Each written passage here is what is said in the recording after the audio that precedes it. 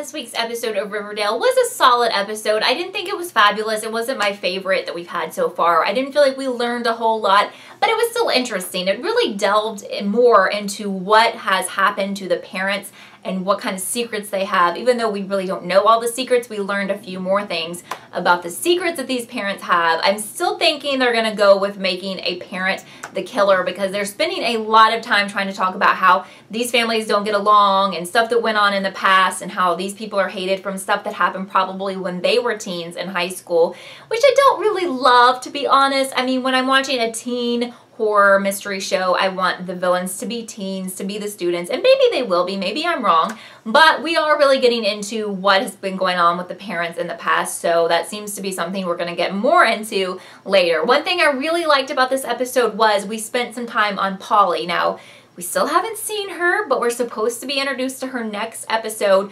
I don't know, again, like I've said before, if we will see her, like they'll go visit her somewhere or something like that, or we're going to see her maybe in flashbacks when she was at school. Maybe her with Jason would be awesome, because I'm still really hoping to learn more about Jason, which I feel like we don't know much about him at all. But we learned she tried to kill herself. She was doing better, I guess, after being sent away, but when she heard of Jason's death, she had a major setback, which is understandable.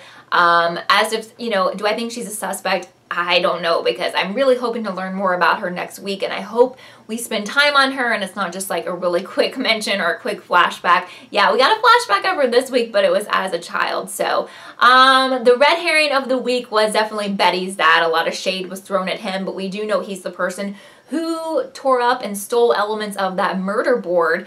Now, he has some major drama with Cheryl's family. We got to know them pretty well, and I'm sorry that we did, because they're freaking awful. It seems like her grandmother's okay, but the mom is definitely the devil.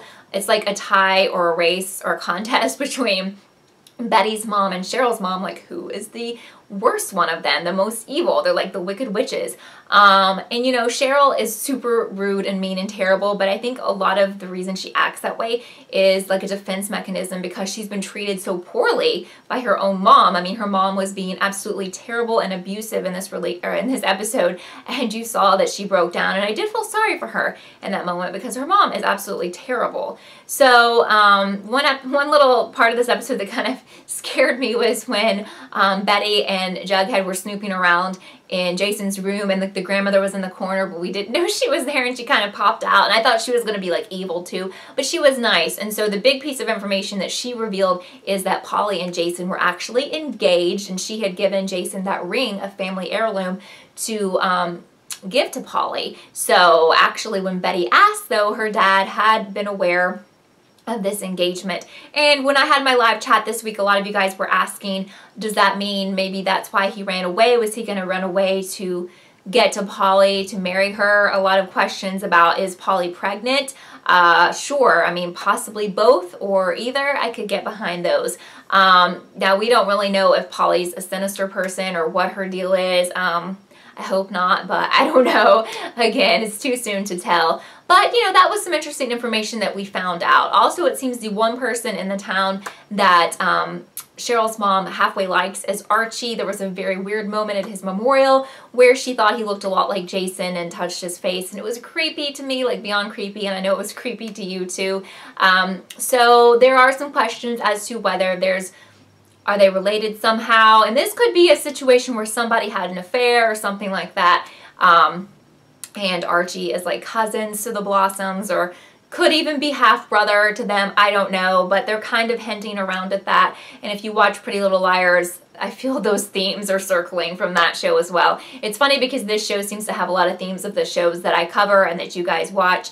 I see a lot of repetition in themes, and since it's by the writers of Gossip Girl and Vampire Diaries, I watched both of those but never finished them. Not because I didn't like them, but I see those kind of themes as well. So I wanted to mention that I really kind of got a vibe that Betty and Jughead had something going on, and I'm really hoping that that happens, because I thought they were adorable together. And then of course we got to meet Val in this episode, and she's a much better role model motivator for Archie about his music than Grundy ever was, and seems like something might be going down with both of them. She introduced him to another music teacher who was, you know, maybe going to help him, but once he dropped Grundy's name, the guy freaked and said he couldn't help him. So it seems like he'd had some kind of relationship or run-in with her before, so this woman is just bad news.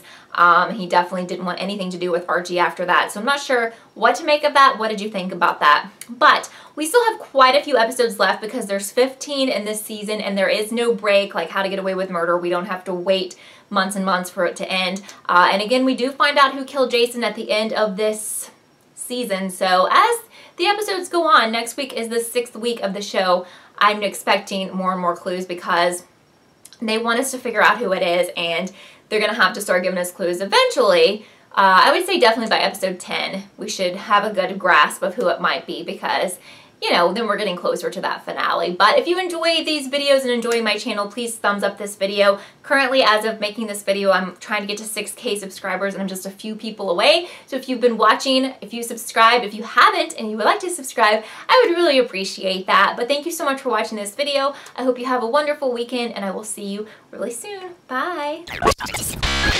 Thank you so much for watching this episode of Kelly TV. I would love for you to subscribe and be a part of the Kelly TV family. Also, don't forget to follow me on Twitter so you can keep up with all I'm doing.